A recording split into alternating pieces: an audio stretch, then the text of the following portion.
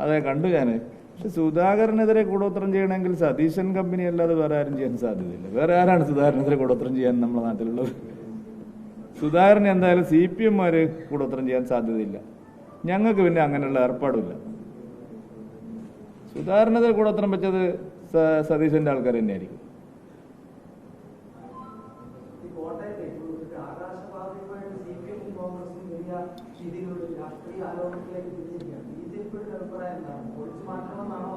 അല്ലല്ല, അത് ജില്ല പറയും. പക്ഷെ ഒരു കാര്യം ഞാൻ പറയാം, ഈ കക്കുന്ന കാര്യത്തിൽ UDF-ഉം LDF-ഉം തമ്മിൽ ഒരു വ്യത്യാസവും ഇല്ല. ആകാശപാതയിൽ നല്ല തട്ടിപ്പ് തന്നെ നടന്നിരിക്കുന്നു. കക്കുന്ന കാര്യത്തിൽ കോൺഗ്രസും CPM-ഉം തമ്മിൽ ഒരു ആകാശത്തും ഭൂമിയിലും പാതാളത്തിലും ഒക്കെ കക്കുക എന്നുള്ളതാണ്. അത് തിരുവഞ്ചൂർ രാധാകൃഷ്ണനായാലും വാസവനായാലും എല്ലാവരും ചെയ്തുകൊണ്ടിരിക്കുന്നത്. കേരളം കടുത്ത പ്രതിസന്ധിയിലാണെന്നൊക്കെ പറയും, പക്ഷെ കിട്ടിയ പദ്ധതി എല്ലാം കട്ടുമുടിക്കുകയാണ്.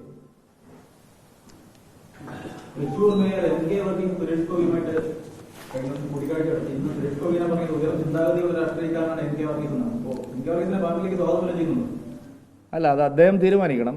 അദ്ദേഹം നല്ല മേയറാണെന്നുള്ള അഭിപ്രായം അവിടുത്തെ ആൾക്കാർ പറയുന്നുണ്ട്. അല്ല, ഞങ്ങളത് ചർച്ച ചെയ്തിട്ടില്ല.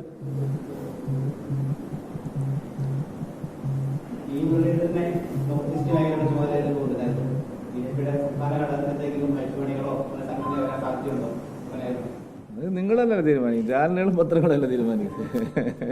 നിങ്ങൾ തീരുമാനിക്കുന്നു, നിങ്ങൾ എഴുതുന്നു, നിങ്ങൾ വീണ്ടും പറയുന്നു. എനിക്കിതുവരെ അറിവൊന്നുമില്ല.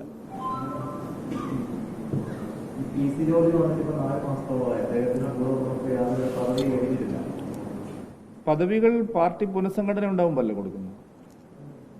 പദവികൾ പാർട്ടി പുനഃസംഘടിപ്പിക്കുമ്പോൾ പദവികൾ കൊടുക്കും. PC ജോർജിന് മാത്രമല്ല, പുതുതായിട്ട് വന്ന ആരെയും പുതിയ ഘടകങ്ങൾ ഉൾപ്പെടുത്തിയിട്ടില്ല. അത് ഞങ്ങൾ ആലോചിച്ചിട്ട് പരിഗണിക്കും. അതൃപ്തി ഉണ്ടെന്ന് നിങ്ങളോട് പറഞ്ഞു. എന്നോട് ഒരു അതൃപ്തിയും അദ്ദേഹം രേഖപ്പെടുത്തിയിട്ടില്ല. PC ജോർജിൻ്റെ കൂടെ വന്ന ആ പാർട്ടിയിൽ പ്രവർത്തിക്കുന്ന ആൾക്കാരെയെല്ലാം അവരവരുടെ അർഹതയ്ക്കും യോഗ്യതയ്ക്കും അനുസരിച്ച് പാർട്ടിയുടെ വിവിധ ഘടകങ്ങളിൽ ഞങ്ങൾ അക്കോമഡേറ്റ് ചെയ്യും.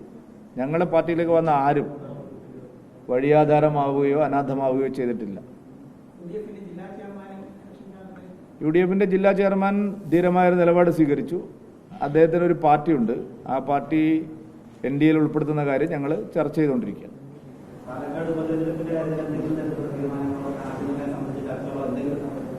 പാലക്കാട് ഉപതെരഞ്ഞെടുപ്പിൽ തെരഞ്ഞെടുപ്പ് പ്രഖ്യാപിച്ചാൽ ഉടൻ സ്ഥാനാർത്ഥിയെ പ്രഖ്യാപിക്കും.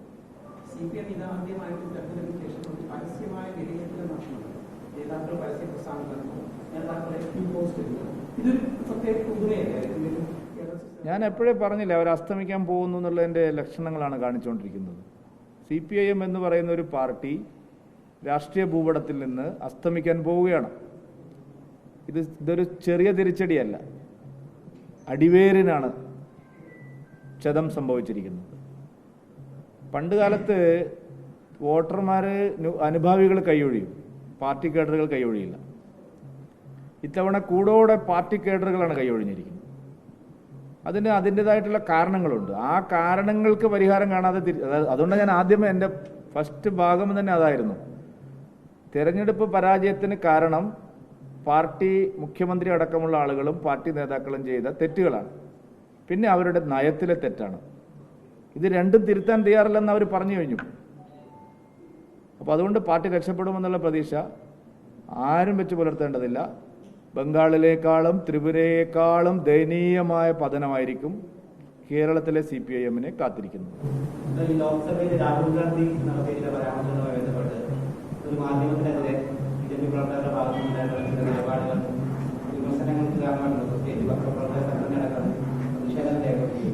ജനാധിപത്യത്തിൽ എതിർപ്പ് പറയാനുള്ള എന്തിനാണ് പത്രപ്രവർത്തക സംഘടനയെ പോലെ ഇത്രയും ഹിപ്പോക്രറ്റുകളായിട്ടുള്ള ഒരു സമൂഹം വേറെയില്ല. അവരാരാണ്? അവരുടെ ഏതെങ്കിലും ഒരു കാര്യത്തിൽ ധാർമ്മിക നിലപാട് സ്വീകരിക്കാറുണ്ടോ? ഞങ്ങളെന്താ ചെയ്തിരിക്കുന്നത്? ഒരു പത്രമല്ല 2 പത്രം അങ്ങേയറ്റം മ്ലേച്ഛമായ രീതിയിൽ രാഹുൽ ഗാന്ധിയുടെ പ്രസംഗത്തെ കേരളത്തിൽ വ്യാഖ്യാനിച്ചു. എഡിറ്റോറിയൽ എഴുതിയാൽ ഞങ്ങൾക്ക് കുഴപ്പമില്ല. അതിന് ഞങ്ങൾ വിമർശിച്ചു. അതിലെന്താണ് തെറ്റുള്ളത്? അപ്പോൾ നിങ്ങൾക്ക് ഞങ്ങളെ വിമർശിക്കാം, ഞങ്ങളെല്ലാം കേട്ടു തരണം. നിങ്ങളെ വിമർശിക്കുമ്പോഴേക്കും നിങ്ങളുടെ ഈഗോ ഇളകുകയാണ്. അത് പറ്റില്ല. പത്രപ്രവർത്തക യൂണിയൻ ആരാണ്? അവർക്ക് എന്ത് ധാർമ്മികതയാണുള്ളത്? ഏത് വിഷയത്തിലാണ് അവർ രാഷ്ട്രീയത്തിനപ്പുറം ചിന്തിച്ചിട്ടുള്ളത്? പിണറായി വിജയൻ ഇറങ്ങിപ്പോടാന്ന് പറയുമ്പോൾ ഏത് പത്രപ്രവർത്തക യൂണിയൻ പ്രസിദ്ധീകരിച്ചു? മാറി നിൽക്കണമെന്ന് പറയുമ്പോൾ ഞങ്ങൾ ഒരു മാധ്യമപ്രവർത്തകരോടും തെറ്റായ സമീപനം സ്വീകരിക്കാറില്ല. കടക്ക് പുറത്ത് എന്ന് എത്ര തവണ പറഞ്ഞു? ഒരു വരി ഞാൻ കണ്ടില്ലല്ലോ. പത്രപ്രവർത്തക യൂണിയൻ പച്ചയായ രാഷ്ട്രീയമാണ് കാണിക്കുന്നത്. ഞങ്ങളെ ഉപദേശിക്കാൻ അവർ വരണ്ട. ഞങ്ങൾക്ക് ജനാധിപത്യപരമായ സ്വാതന്ത്ര്യമുണ്ട്, അതേ ഞങ്ങൾ ഉപയോഗിച്ചിട്ടുള്ളൂ. അതിന് അവർക്ക് പരാതിയില്ല. വിമർശിക്കാനുള്ള സ്വാതന്ത്ര്യം വൺ വേ ട്രാഫിക് അല്ല, ടു വേ ആണ്. ബഹുമാനത്തോടെ നിങ്ങൾ പറയുന്നത് ഞങ്ങൾ കേൾക്കുന്നില്ലേ? ഏത് വിമർശനം സ്വീകരിക്കുന്നില്ലേ?